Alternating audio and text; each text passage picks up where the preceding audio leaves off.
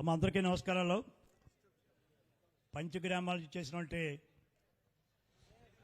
23 ఏళ్ళుగా ఎంతో బాధపడుతూ ఆవేదనతో రైతాంగం మరియు గృహాలు ఉన్నటువంటి కుటుంబాలు కానీ మనం చూస్తూ ఉన్నాం. దాని పరిష్కారం కోసం ఆ రోజు చంద్రబాబు నాయుడు గారు మనకి జీవో ఇవ్వడం జరిగింది, 578 జీవో. దాని తర్వాత సార్ మాట్లాడతారు. దాని తర్వాత మళ్ళీ 10 ఏళ్ళు ఏదో ఉండనాలుగు మంది అయితే కొండనాలుగు మంది అయితే ఉన్నాళ్ళు కూడిపోయిందని రాజశేఖర రెడ్డి వచ్చి ఆ జీవో లేకుండా మనం చేశాడు. తర్వాత అప్పుడు మేము మళ్ళా మనందరూ అదృష్టం చంద్రబాబు గారు ముఖ్యమంత్రి అయిన తర్వాత ఆ రోజు శాసనసభ్యులుగా ఉన్నటువంటి నేను, మంత్రిగా ఉన్న గంటా శ్రీనివాసరావు గారు, మరొక శాసనసభ్యులుగా ఉన్న గణబాబు గారు, మరొక శాసనసభ్యులుగా ఉన్న వెలగపూడి రామకృష్ణ బాబు గారు, మరొక శాసనసభ్యుడిగా ఉన్న పంచకాల రమేష్ బాబు గారు, మరొక శాసనసభ్యుడిగా ఉన్న పేలా గోవన్ సత్యనారాయణ గారు, తర్వాత మన విష్ణుకుమార్ రాజు గారు, అందరం అప్పుడున్న మంత్రి అయ్యన పాత్రి గారు, అందరూ కలిసి సార్ దగ్గరికి వెళ్ళి ఒప్పించి యాక్ట్ అమెండ్ చేసి 229 జీవో తెచ్చాం. మళ్ళీ దాన్ని దుర్మార్గులు కావాలని మనకు పేరు వస్తుందని చెప్పి స్టే తెచ్చారు. అన్న ఒక మాట చెప్తున్నాను, వాళ్ళు స్టే తెచ్చి మన మీద ఇబ్బంది పెట్టిన పంచగ్రామాల తాలూకా బూతులన్నీ కూడా తెలుగుదేశం పార్టీకి మెజార్టీ ఇచ్చారన్న. అంటే మన మీద విశ్వాసం నమ్మకంతో సరే ఓటమి చెందొచ్చు. అదే రకంగా మన జగదీష్ గారు అధ్యక్షులు, మరొక జనసేన నాయకులు ప్రత్యూష భాస్కర్ గారు, జిల్లా అధ్యక్షులు జనసేన రమేష్ బాబు గారు, గౌరవ మన కోరాట రాజు ఇన్ఛార్జి గారు, అదే రకంగా మన కార్పొరేటర్లు 5 కూడా కన్నా గారు, పివి గారు, బల్లశ్రీని గారు, శంకర్రావు గారు, మన సెక్రటరీ పాసిల్ ప్రసాద్ గారు. అన్న ఒక మాట చెప్తున్నాను లోకేష్ గారు, పంచగ్రామాల మీద ఎంత నమ్మకం అంటే మొన్న ఉరుసుంటున్న కార్పొరేట్లు అందరూ మీ దేవల్ల సార్ దేవల్ల తెలుగుదేశం కార్పొరేట్లే గెలిచారు. అంత నమ్మకం విశ్వాసంతో వేశారు. తమరి వేళ మా అదృష్టం, మా ఊరి మీదుగా మా కాన్స్టిట్యున్సీ మీదుగా తమరు రావడం మేము అదృష్టంగా భావిస్తూ ఉన్నాం. ఇలా మీ ఊపు, మీ స్పందన, మీరు సబ్జెక్టు మీద ఇచ్చే హామీలు, చిన్నపిల్లలు సైతం మిమ్మల్ని నమ్ముతున్నారు. వేళ చిన్నపిల్లలు సైతం మీకు స్వాగతం పలుకుతారంటే నిజంగా మీకున్న దృఢ దీక్ష, మీ పట్టుదల, మీ అవగాహన, ఏ సబ్జెక్ట్ చెప్పినా మీరే మాకంటే ఎక్కువ మాట్లాడే పరిస్థితి వేళ మీరు తయారయ్యి మరి ఈవేళ ప్రజల మందికి వచ్చి మాకు చెప్తున్నారు అని చెప్పి తమను కోరేది ఒకటే సార్. 2004 నుంచి రాజశేఖర రెడ్డి సీఎం అయిన దగ్గర నుంచి 21 సంవత్సరం సార్ ఈ సంవత్సరానికి వస్తే మరి ఒక్క ఇల్లు మరమ్మతు చేసుకోలేదు, ఇల్లు అమ్ముకోలేదు, పెళ్లి చేసుకోలేదు. కనీసం మేము ఉన్నప్పుడు బాసం ఒప్పించి మీ అందరం కలిపి మరమ్మతులకు జీవో తెస్తే ఆ జీవో కూడా నిన్నటి వరకు ఇవ్వలేదు సార్. ఇప్పుడే జీవో ఇస్తామన్నారు సార్. ఇన్నకాక మొన్న ఎలక్షన్స్ దగ్గర అవుతుందని చెప్పి మా కంటి చూపు సరిగా వచ్చారు సార్. సమస్య ఏముందో మరి ప్రజలందరూ చెప్తారు. మా కార్యకర్తలు ఎవరైతే బాధిత సంఘాలు ఉన్నాయి, మన పంచగ్రామాల సమస్య బాధితులు ఉన్నారు, రైతులు ఉన్నారు సార్. ముఖ్యంగా రైతులు అనాదిగా ఇప్పటికీ వ్యవసాయం చేస్తున్నారు సార్, ఇప్పటికీ కూరగాయలు పండిస్తున్నారు. ఈవేళ కూడా వారు చెప్తారు, ఎక్కువ మేము టైం తీసుకోవాలి, వారు చెప్తే తమ వింటే అర్థమవుతుంది. రమేష్ ఇప్పుడు మన ప్రీతమ జాతీయ ప్రధాన కార్యదర్శి రేపు భవిష్యత్తు మనందరికి కూడా మన హామీలు, మన అభివృద్ధిని మరి ఐటీలో, పంచాయతీరాజ్లో ఎన్నో అభివృద్ధి కోరిన 1000 కోట్ల అభివృద్ధి చేసి గ్రామాల్లో ఈవేళ కూడా లోకేష్ బాబు గారే కనపడతారంటే వారి పట్టుదల, వారి దృఢదేశం మెచ్చుకుంటూ నా అదృష్టంగా, మన అదృష్టంగా భావిస్తాం. మన నియోజకవర్గం అదృష్టంగా, 5 నియోజకవర్గం అదృష్టంగా సారి వేళ మనకి అవకాశం కలిగం చేసినందుకు మన జాతీయ ప్రధాన కార్యదర్శి, మాజీ మంత్రివర్యులు, పెద్దలు, యువ నాయకులు శ్రీ లోకేష్ గారిని మాట్లాడాల్సిన కోరుతున్నాను. సబ్జెక్ట్లోకి వెళ్లే ముందర ఇక్కడ చాలా మంది రైతులు ఉన్నారు. ఉల్లిగడ్డకి బంగాళదుంపకి తేడా తెలియని ముఖ్యమంత్రి, రైతులకి న్యాయం చేస్తారని ఒక్కసారి రైతులందరినీ ఆలోచించమంటున్నా. చూడండి పరిస్థితి. అందరు వీడియో చూసారా? వీడియో చూసిన వాళ్ళు అందరు చేతులు పైకెత్తండి. సోషల్ మీడియా కదా, అందరికి ఫోన్లు ఉన్నాయి. అది మళ్ళొకసారి పైకి చేతులు పైకెత్తండి అందరుగా చూసిన వాళ్ళు అందరూ. అయ్యా 10th క్లాస్ పేపర్ లీక్ లో పట్టుకుని టీచర్లు చితకబాదారు జగన్ని. మీకు తెలీదు స్టోరీ. హైదరాబాద్ లో 10th క్లాస్ పేపర్ లీక్ అవుతే ఈయనే లీక్ చేశారని ఉపాధ్యాయులు కొట్టారు.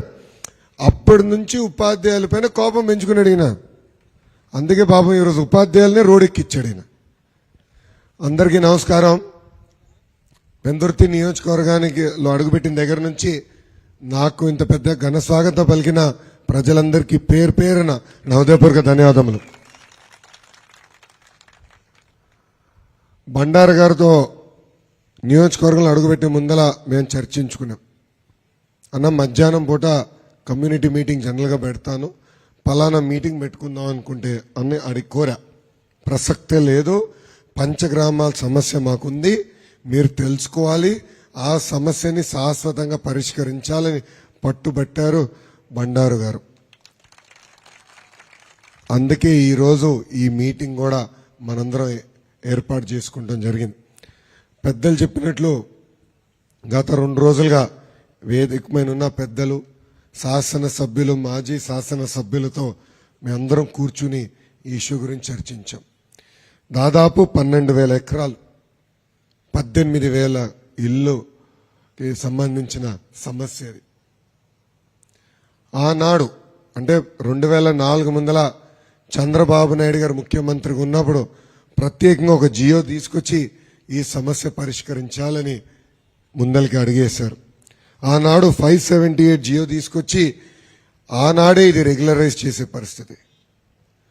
కానీ రాజశేఖర రెడ్డి గారు పాదయాత్రలో వస్తూ మీరు డబ్బులు కట్టాల్సిన అవసరం లేదు, మీరు ఆగండి, మళ్ళీ కొత్త ప్రభుత్వం వస్తుంది, ఉచితంగా ఇస్తామని చెప్పారు. ఆయన ఈ సమస్య కాదు, రాష్ట్ర వ్యాప్తంగా ఉన్న ఎండోమెంట్ భూములు అన్ని కలిపేసి ఈ సమస్యని చాలా కాంప్లికేట్ చేశారు. మళ్ళీ ఆయన చనిపోవటం జరిగింది. తర్వాత వచ్చిన ప్రభుత్వాలు ఇది పట్టించుకోలేదు. కానీ తెలుగుదేశం పార్టీ అధికారంలోకి వచ్చిన వెంటనే మొదటి కేబినెట్ మీటింగ్ విశాఖపట్నంలో ఏర్పాటు చేసుకుని ఈ సమస్యని యుద్ధ ప్రాతిపదికంగా పరిష్కరించాలని కేబినెట్ తీర్మానం కూడా చేస్తాం జరిగింది. ఆనాడు కేబినెట్ తీర్మానం మేరకు ప్రత్యేకంగా మళ్ళీ జియో 229 తీసుకొచ్చి ఈ సమస్యకి శాశ్వతమైన పరిష్కారం చేద్దామని ముందరికి అడిగేశాం. ఆనాడు దేవాలయానికి సంబంధించిన భూమికి ఎకరానికి ఎకరం వేరే దగ్గర ఇస్తాం, 100 గజాల కన్నా తక్కువ ఉన్న వాళ్ళకి ఉచితంగా చేయొచ్చు, 100 నుంచి 200 గజాలకి మోడరేట్గా ఒక అమౌంట్ అట్లా వేసి మనం జియో తీసుకొచ్చాం. కానీ ఇప్పుడు అధికారంలో ఉన్న పార్టీ నాయకులు, వాళ్ళ లీగల్ సెల్లో పనిచేస్తున్న నాయకులు ఆనాడు కోర్టుకెళ్ళి మళ్ళీ జియో పైన స్టే తీసుకొస్తాం జరిగింది. పెద్దలు అన్నట్టు మొన్న జరిగిన ఎన్నికల్లో కానివ్వండి, లేదా మున్సిపల్ ఎన్నికల్లో మీరు పెద్ద మనసుతో తెలుగుదేశం పార్టీని మీరు ఆశీర్వదించారు. మీరు ఏదైతే ఆశయాలు పెట్టుకున్నారు తప్పనిసరిగా 3 నెలలు ఓపిక పట్టండి, మన ప్రభుత్వం వస్తుంది. 229 జియో తప్పనిసరిగా అమలు చేస్తామని ఈ సభాముఖంగా నేను హామీ ఇస్తున్నా. ఇక్కడ ఒక శాసనసభ్యుడు ఉన్నాడు, బిల్డప్ బాబాయ్. ఈ బిల్డప్ బాబాయ్ ఎన్నికల ముందర ఏం చెప్పాడు? ఇట్లా పరిష్కరిస్తానన్నాడు, అట్లా పరిష్కరిస్తానన్నాడు. బిల్డప్ బాబాయ్ని అడుగుతున్నా, ఏమైంది? గత 4 సంవత్సరాలు 9 నెలలుగా మీ ప్రభుత్వం పీకిందేంటి, పొడిచిందేంటి? ఇన్ని కమిటీలు వేశారు, మంత్రులు పెట్టారు, మంత్రులు వచ్చారు, మంత్రుల ఉద్యోగాలు కూడా పోయినాయి. కానీ ఈ సమస్య ఎక్కడ పరిష్కారం అవ్వాల? మీకు కానీ మీ ముఖ్యమంత్రికి కానీ చిత్తశుద్ధి ఉంటే ఎందుకు మీరు కేసులు విత్డ్రా చేసుకుని యుద్ధ ప్రాతిపదికంగా ఈ సమస్య పరిష్కరించరు? వాళ్ళ ఆలోచన ఒకటే, 229 జియో అమలు చేస్తే ఎక్కడ తెలుగుదేశం పార్టీ మొత్తం క్రెడిట్ వస్తుంది. అరే చరిత్ర రాసే పార్టీ తెలుగుదేశం పార్టీ. అది చెరిపేసేది అంత తేలికైన పని కాదు.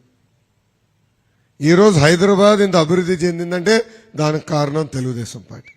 రాష్ట్ర విభజన తర్వాత ఆంధ్ర రాష్ట్రం ఇంత స్పీడ్గా ముందరికి వెళ్ళిందంటే అది తెలుగుదేశం పార్టీ వల్లనే. ఇక్కడ ప్రజలందరూ కూడా దయచేసి ఒక విషయం ఆలోచించాలి.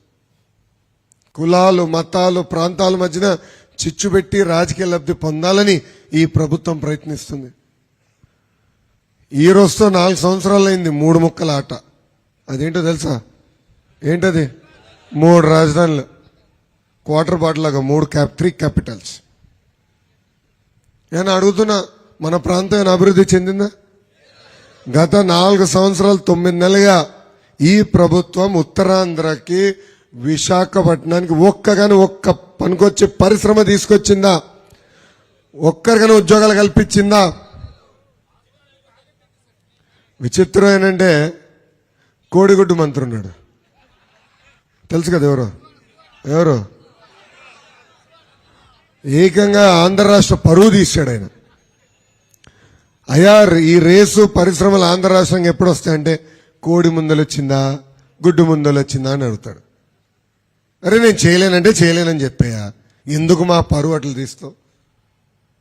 ఆ కోడిగుడ్డు మంత్రిని నేను అడిగిన, సూటిగా ప్రశ్నించా, అసలు మీరు ఎన్ని ఉద్యోగాలు కల్పించారు, మీ వల్ల ఎన్ని ఉద్యోగాలు పోయిందో చర్చకు మీరు సిద్ధమా? నేను సిద్ధమని ఛాలెంజ్ కూడా ఇస్తున్నా. ఇంకా సౌండ్ రాలా అక్కడి నుంచి, మీ దగ్గర నుంచి కాదు, అక్కడి నుంచి రాలా, కోడిగుడ్డు నుంచి సౌండ్ రాలా. కోడిగుడ్డు కూడా మార్చేస్తున్నారంట కదా, అది కూడా, దాని గురించి కూడా ఒకసారి ఒక విషయం చెప్పాలా. ఇప్పుడు మన ఇంట్లో చెత్త ఉంటుందండి, ఆ చెత్త ఎత్తి పక్కనోడు ఇంటి ముందలేస్తే అది బంగారం అవుతుంది కదా. అలాంటిది వీళ్ళు చెత్తలో ఎందుకు పనికిరానోళ్ళని ముఖ్యమంత్రి తేల్చితే వేరే నియోజకవర్గం వెళ్తే వీళ్ళు బంగారం ఎట్లవుతారండి? కోడిగుడ్డు పరిస్థితి అదే, బిల్డప్ బాబాయ్ పరిస్థితి అదే. డైమండ్ రాణి గురించి ఎందుకు, జబర్దస్త్ ఆంటీ అని పేరు పెట్టాను నేను, గౌరవప్రదంగా జబర్దస్త్ ఆంటీ అని పేరు పెట్టిన. ఓకే, మళ్ళీ కేసు పెడతారు అన్నగారు పేరు పెట్టి. సో రే, గంట అరగంటకి ఎమ్మెల్యే సబ్జెక్ట్ చాలా ఉంది లేగబ్బా, ఇది సీరియస్ సబ్జెక్ట్ మొత్తం డివేట్ అవుతుంది. కానీ ప్రజలందరూ దయచేసి ఆలోచించాల్సింది, ఉత్తరాంధ్రాని అభివృద్ధి చేసిన చరిత్ర తెలుగుదేశం పార్టీది. ఈ పంచగ్రామాల సమస్య పరిష్కరించాలని అడుగులేసిన చరిత్ర తెలుగుదేశం పార్టీది. 3 నెలల్లోపుకి పెట్టండి, మన ప్రభుత్వం వస్తుంది. ఈ సమస్య శాశ్వతంగా పరిష్కరించే బాధ్యత వ్యక్తిగతంగా నేను తీసుకుంటానని ఈ సభాముఖంగా పంచగ్రామ ప్రజలకి నేను హామీ ఇస్తున్నా. కానీ మీ దగ్గర నుంచి ఒక రిటర్న్ గిఫ్ట్ కోరుతున్నా. కోరచ్చు కదా? కోరచ్చా? ఒక్క ఓటు కూడా వైకాపా పార్టీకి పడకూడదండి. పంచగ్రామాల్లో ఒక్క ఓటు కూడా వైకాపా పార్టీ పడకూడదు. వాళ్ళు వస్తే మీరే అడగండి, 229 జియో ఎందుకు మీరు అమలు చేయట్లా? బిల్డప్ బాబాయ్ కాకపోతే ఇంకో బాబాయ్ వస్తాడు. ఈ బాబాయ్ టైం అయిపోయింది, కొత్త బాబాయ్ని తీసుకొస్తాడు. ఆ బాబాయ్ని అడగండి. పోయినాడు ఎటుకో పోయినాడు, 229 జియో అమలు చేస్తా అన్నారు. మీరు ముందల అది అమలు చేసి మా గ్రామంలో అడుగు పెట్టండి, నిలదేయండి. ఎక్కువ వింటే మనకి మైండ్ కూడా బ్లాక్ అవుతుందండి వీళ్ళు సొల్లు కవర్లకి. ఈ ముఖ్యమంత్రికి ఒక జబ్బు ఉందండి, గూగుల్లో కొట్టండి. ఆ జబ్బు పేరు మైథోమేనియా సిండ్రోమ్. గూగుల్లో కొట్టండి. నిజంగానే ఈ ముఖ్యమంత్రి చూస్తే నాకు అది అర్థమైంది. ఆ జబ్బు లక్షణాలు ఏంటో తెలుసా? ఉంది లేనట్టు, లేనిది ఉన్నట్టు చెప్తాండి. ఉంది లేనట్టు, లేనిది ఉన్నట్టు చెప్తాం. ఆయన ఒక్కడికి వచ్చినట్లేదు ఆ జబ్బు. ఫస్ట్ క్యాబినెట్ సభ్యులందరికీ వచ్చింది. తర్వాత వాళ్ళు కలుస్తారు కదా, రోజు మాడుకుంటారు. అట్లా ముఖ్యమంత్రి దగ్గర నుంచి శాసనసభ్యుల వరకు అందరికి వచ్చేసింది. సో కరోనా లాగా ఈ మైథోమేనియా సిండ్రోమ్ కూడా అక్కడ తయారైపోయింది. సో ఉంది లేనట్టు, లేనిది ఉన్నట్టు వచ్చి చెప్తారు. దయచేసి ప్రజలందరూ గుర్తుపెట్టుకోవాలి. కాబట్టి జియో కాపీలు కూడా మీకు ఇస్తాం. చట్టాన్ని కూడా ఆనాడు సవరణ చేశాం. ఈ సమస్య పరిష్కరించాలని అనేక అడుగులు వేసింది తెలుగుదేశం పార్టీ. మళ్ళీ చెప్తున్నా, 3 నెలలు ఓపిక పట్టండి. మన ప్రభుత్వ అధికారంలోకి వచ్చిన వెంటనే ఈ సమస్యకి శాశ్వతమైన పరిష్కారం చేసే బాధ్యత వ్యక్తిగతంగా నేను తీసుకుంటానని ఈ సభాముఖం తెలుపుకుంటూ ఇప్పుడు ఈ ముఖాముఖి కార్యక్రమం ప్రారంభించవలసిగా పెద్దలు నేను కోరుతున్నాను. అందరికీ నమస్కారం.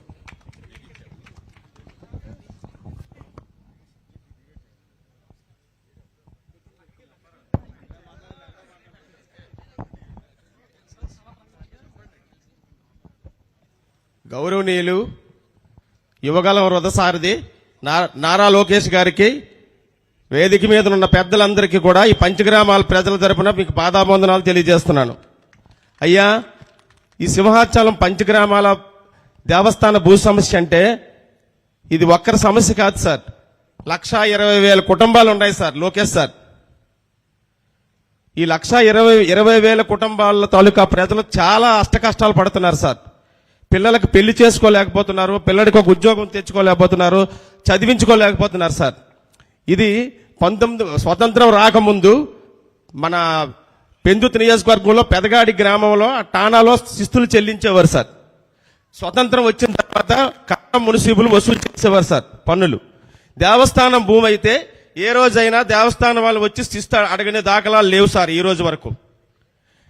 నెక్స్ట్ ఏంటంటే మన ఇది రైతువారి 11A ఎస్టేట్ అబాలిస్డ్ యాక్ట్ ప్రకారం 98 యాక్ట్ ప్రకారంగా ప్రైవేటు గవర్నమెంట్ భూములపై విచారణ నిర్వహించి ఈ 22Aలో నిషేధిత ప్రాంతంగా గుర్తించారు. దాని నుంచి తొలగించాలని పంచగ్రామాల ప్రజల తరపున నేను సవినయంగా మీకు మనవి చేస్తున్నాను సార్. ఉండండి. నెక్స్ట్ మన ఈ 23 సంవత్సరాల నుంచి ఈ పంచగ్రామాలు పడుతున్న వేదనలు సార్ గౌరవనీయులు మా మాజీ శాసనసభ్యులు చెప్పారు, బండారు సత్యనారాయణమూర్తి గారు. ఇది 2004లో మన గవర్నమెంట్ మాజీ ముఖ్యమంత్రి వర్యులు నారా చంద్రబాబు నాయుడు గారు 2000 జనవరిలో 578 జీవో ఇవ్వడం జరిగింది సార్. దాని మీద మన 12,000 పట్టాలు కూడా ఇవ్వడం జరిగింది సార్. రెగ్యులేషన్ చేసాం. తర్వాత వచ్చిన రాజశేఖర రెడ్డి గారు గవర్నమెంట్ గారు దాన్ని ఆపేయడం జరిగింది సార్. మళ్ళీ మన గవర్నమెంట్ లో దీని మీద ఒక చట్టం మూచేసి ఆ ఒక కేబినెట్ ఆమోద ముద్ర తీసుకొని గవర్నర్ ఆమోద ముద్ర కూడా మనం వేయించడం జరిగింది సార్. ఈ లోపు వాళ్ళు కొన్ని కేసులు వేయడం వల్ల ఎలక్షన్ కూడా రావడం వల్ల ఆగిపోయింది సార్. మేము ఈ పంచగ్రామాల తరపున సవినయంగా మీకు మనవి చేయింది ఏమనగా, మనకి అలాంటి జీవో 578 జీవో లాంటి మన గవర్నమెంట్ వచ్చిన వెంటనే ఫస్ట్ జీవో అనేవ్వండి, పూర్తి హక్కులు ఈ ప్రాంతంలో ఉన్న ప్రజలందరికీ, పంచగ్రామాల ప్రజలందరికీ పూర్తిగా మా భూములు సార్ అయ్యి. ఈ రోజు ఇక్కడ ఉన్న ఎంతో మంది తల్లులు తండ్రులు ఉన్నారు, 2-3 పిల్లలు ఉన్నారు, పెళ్లిళ్ళు చేసుకోలేకపోతున్నారు, చాలా కష్టాలు పడుతున్నారు సార్. వాళ్ళందరి వేదన విని మాకు పూర్తి పంచగ్రామాల ప్రజలకు పూర్తి న్యాయం చేకూరుస్తారని పంచగ్రామాల ప్రజల తరపున నేను మీకు అందరి సవినయంగా మనవి చేస్తున్నాను సార్. అన్న ఒక్క నిమిషం, మీరు 578 జియో ఆనాడు చంద్రబాబు నాయుడు గారు ముఖ్యమంత్రిగా ఉన్నప్పుడు, అంటే 2004 ముందలున్నప్పుడు ఇచ్చిన జియో. దాని తర్వాత మొన్న అంటే మూడోసారి ఆయన ముఖ్యమంత్రి అయినప్పుడు 229 జియో బాబు గారు ఇచ్చారు. ఇప్పుడు మీరు అడిగేది 578 అమలు చేయమంటున్నారు. ఇవ్వండి, అందుకే ఇది నాకు కొంచెం క్లారిటీ ఉండాలి కదా, చెప్పండి. 578 జీవో ఇచ్చి ఇప్పుడు మా స్థలంలో మేము నిర్మాణాలు చేసుకోవడానికైనా లేదు దాన్ని ఏమైనా రిపేర్లు చేసుకోవడానికైనా మరి పూర్తి హక్కులు ఉండాలి సార్. Correct sir. గురుగారు నేను అడిగేది ఏంటంటే 578కి 229కి తేడా ఏంటో మీకు తెలుసా? నాకైతే తెలియదు. అంటే నేను చదవాలి జియో, నేను 229 చదివాను.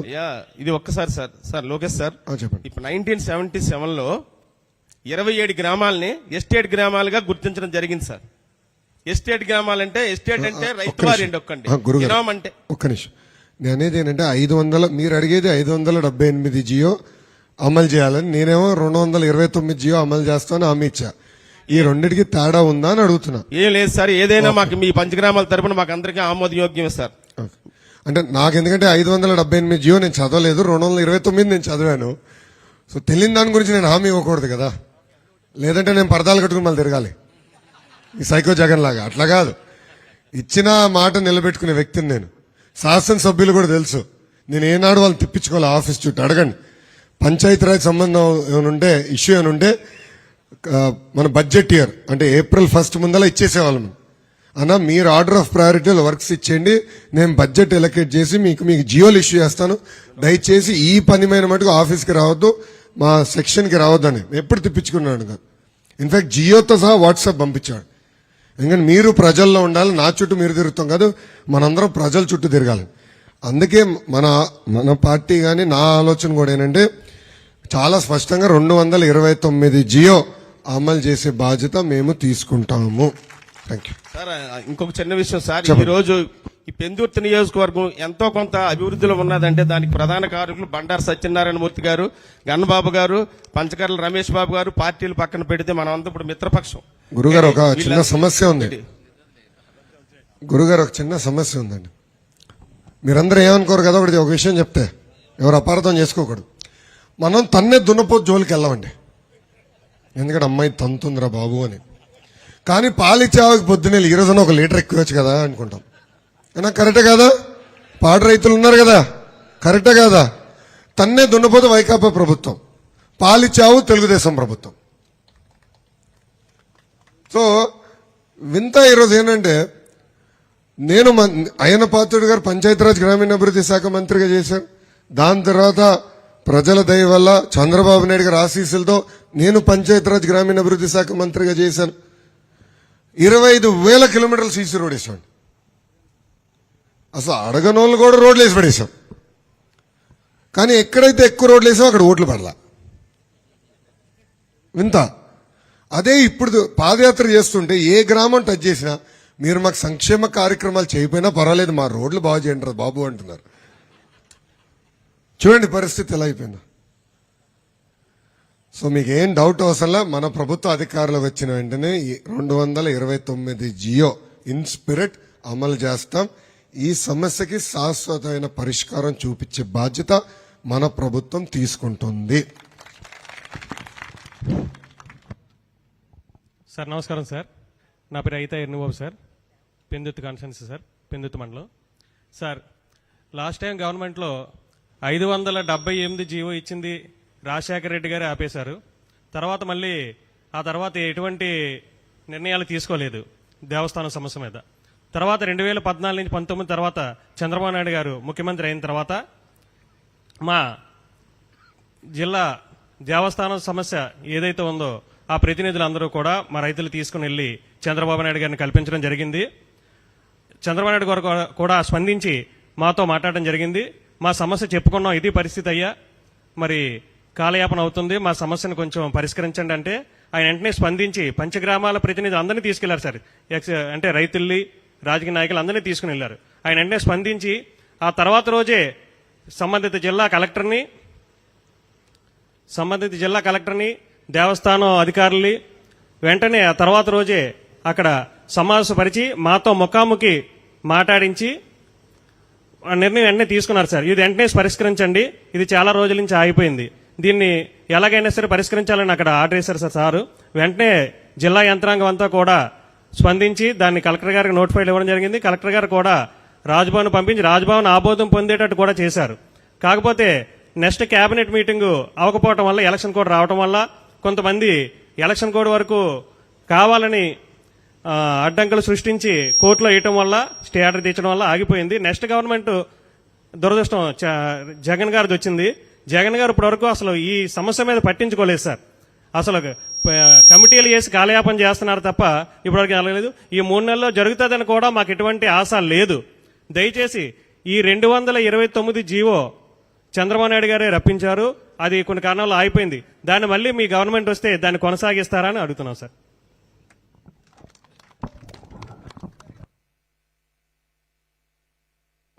తమ్ముడు, నేను ఆల్రెడీ చాలా స్పష్టంగా చెప్పేశాను. 229 జియో మన ప్రభుత్వం అమలు చేస్తుంది, దాంట్లో మీకు ఎలాంటి డౌట్ లేదు. రెండో విషయం, ప్రజల్లో కూడా చైతన్యం రావాలి. ఎందుకంటే కావాలని కొంతమంది రెచ్చగొట్టి కోర్టుకు పంపించి ఈ ఇష్యూని కాంప్లికేట్ చేస్తున్నారు అధికార పార్టీ వాళ్ళు. సో మనలో కూడా చైతన్యం అవసరం. ఈ సమస్య శాశ్వతమైన పరిష్కారం కావాలంటే బాధితులు కూర్చోవాలి, డిపార్ట్మెంట్ కూర్చోవాలి, ప్రభుత్వం, ప్రజాప్రతినిధులు అందరూ కూర్చుని శాశ్వతమైన పరిష్కారం చేయాలి. 3 నెలలు ఓపిక పట్టు, జగన్ పని అయిపోయింది, వచ్చేది మన ప్రభుత్వమే, తూచా తప్పకుండా ఇది అమలు చేస్తాం. ఈ ఒక్క సమస్య కదా, ఏ ఒక్క సమస్య కూడా ఈ సైకో జగన్ పరిష్కరించలేదు. ఏ ఒక్కటి కూడా. అడుగడుగునా ప్రజలు వచ్చి చెప్తున్నారు. ఏ ఒక్క ఇష్యూ కూడా ఏ ఒక్క సమస్య కూడా ఈ సైకో జగన్ పరిష్కరించలేదు. ఇన్ఫాక్ట్ కొత్త సమస్యలు సృష్టించాడు, కొత్త పనికిమాల చట్టాలు తీసుకొచ్చి ప్రజల్ని పీడిస్తుంది ప్రభుత్వం. సో అయిన ప్రక్షాళన చేయాలి. 3 నెలలు ఓపిక పెట్టు, మన ప్రభుత్వం అధికారంలోకి వచ్చినట్టే తప్పనిసరిగా చేస్తాం. Thank you. నమస్కారం సార్. వేదికను అలంకరించిన పెద్దలందరికీ నమస్కారాలు. సార్, ముఖ్యంగా మా పంచగ్రామాల సమస్య మీద మీరు ఈరోజు పాదయాత్రలో భాగంగా మా పంచగ్రామాల సమస్యే ప్రత్యేకంగా ఏర్పాటు చేసినందుకు మా పంచగ్రామాల ప్రజలందరి తరపున మీకు ధన్యవాదాలు తెలియజేసుకుంటున్నాం సార్. నిజంగా ఈ సమస్య చాలా తీవ్రంగా ఉంది సార్. అప్పుడు చంద్రబాబు నాయుడు గారు 578 జీవో ఇచ్చి కొంతమందిని ఆదుకున్నారు. కానీ అది కూడా ఇల్లుల వరకే ఉన్నది సార్. రైతుల సమస్య వేరు, ఇల్లులు వేరు సార్. ఇది ఈ జీవో కూడా ఎక్కువ దేవుడి భూమి ఆక్రమించిన వాళ్ళకే ఉపయోగమే కానీ రైతులకి ఎటువంటి ఉపయోగం కూడా లేదు సార్. ముఖ్యంగా అది మీరు పరిగణలోకి కంపల్సరీగా తీసుకోవాలి సార్. ఎందుకంటే ఈ పంచగ్రామాల భూ సమస్య మీద ఎక్కువగా పోరాటాలు చేసి గత దీన్ని 10-15 సంవత్సరాల నుంచి 2 దశాబ్దాలు ఇంచుమించు తెలుగుదేశం పార్టీ వాళ్ళు పోరాటాలు చేశారు సార్. బండారు గారు, పాసిల ప్రసాద్ గారు, మా కార్పొరేటర్ పివి నరసింహ గారు, వీళ్ళందరూ కూడా ఎప్పుడూ ఈ సమస్య మీద పోరాటాలు చేసి ఈ ప్రజలు చైతన్యవంతం చేసి, అలాగే ప్రజలు కూడా తెలుగుదేశం పార్టీనే నమ్ముకున్నారు సార్. ఏదో మీరు చేస్తారని, అందులో కూడా మిమ్మల్ని చూస్తుంటే మీరు ప్రజలకు ఏదో చేయాలనే కసి ఏది ఉన్నట్టు మాకు కనిపిస్తుంది సార్. మీరే మా దిక్కు, మీరే మా భవిష్యత్తు అన్నట్టు ఉంది సార్. ఆ విధంగా ముఖ్యంగా ఏమి లేదు సార్. ఈ సమస్యని 1,00,00,000 కోట్లు దోపిడీ చేసి జైల్లో ఉండి జగన్ని ముఖ్యమంత్రిని చేశారు. కానీ మా సమస్యను ఏమనంటే కోర్టు ఉందని చెప్తున్నారు సార్. అది పెద్ద సమస్య కాదు సార్. మీరు కూర్చుంటే ఈజీగా పరిష్కరించగల ఇది ఉంది సార్. అది మాత్రం మీరు ఖచ్చితంగా పరిగణలో తీసుకుంటే, అలాగే మన తెలంగాణ ఆంధ్రప్రదేశ్ కూడా పార్లమెంట్లోనే తలుపులేసి ఏమి కాకుండా విభజించారు. ఇక్కడ పంచగ్రామాల సమస్య వచ్చేసరికి మాత్రం కోర్టు అని చెప్తున్నారు సార్ ప్రతి ఒక్కరు. ఇది మాత్రం మీరు చాలా సింపుల్ గా చేయవలసిన పని సార్. ఏమి పెద్ద ఇది కాదు. అలాగే ఈ 570 మన పాసిల ప్రసాద్ గారు వాళ్ళ భార్య మీద కూడా ఈ పోరాటాలు చేస్తే ఎన్నో కేసులు, మా నాయకుల మీద, పివి నరసింహరావు గారు, వీళ్ళందరి మీద కేసులు తెలుగుదేశం పార్టీ వాళ్ళ మీద ఎక్కువ చేసేవారు సార్. ఎందుకంటే పోరాటాలు వాళ్ళే చేసేవారు కాబట్టి. కావున మాకేం లేదు సార్. ఈ 9,600 ఎకరాల భూమి ఉంది సార్. అది అందులో ఖచ్చితంగా 6,000 ఇంచుమించు 7,000 వరకు దేవుడి భూమే సార్. అందులో ఎటువంటి సమస్య లేదు. కానీ ప్రజలకు సంబంధించి, రైతులకు సంబంధించింది 1,800 ఎకరాలే సార్. ఈ 1,800 ఎకరాలకి మీరు న్యాయం చేస్తారనేసి, రైతులకి న్యాయం చేస్తారని కోరుకుంటున్నాం సార్. పూర్తిగా హక్కులు కల్పిస్తారని, అది కూడా అసెంబ్లీలో చట్టం చేసి ఇస్తారని ఆశిస్తున్నాం సార్.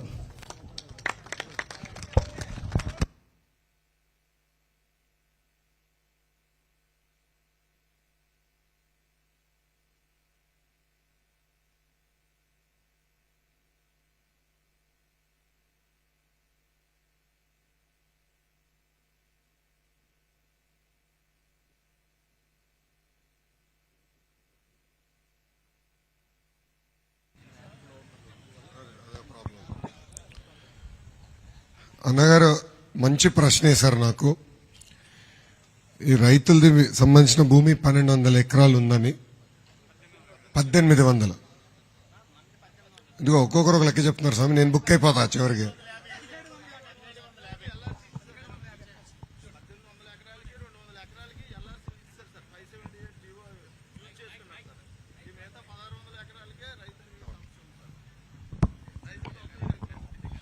అది కూడా పెద్దల మీటింగ్ లో డిస్కస్ చేశాం.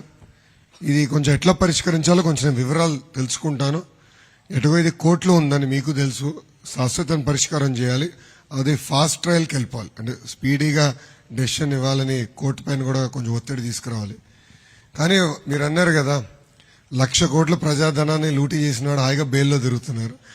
ఏం తప్పు చేయని చంద్రబాబు నాయుడు గారు 52 రోజులు జ్యుడిషియల్ రిమాండ్లో పెట్టారు. పరిస్థితి అలా. ఇంకెక్కువ మాడితే కంటెంప్ట్ ఆఫ్ కోర్ట్ నా పైన వేస్తారండి. లేదంటే ఏమైనా ఎక్కువ మాడితే కంటెంప్ట్ ఆఫ్ కోర్ట్ నా పైన వేస్తారు. కానీ ప్రజలందరూ కూడా ఆలోచించాలి. ఇది ఈ స్కిల్ డెవలప్మెంట్ కేసులో ముందర కూడా కొంతమందికి జైలు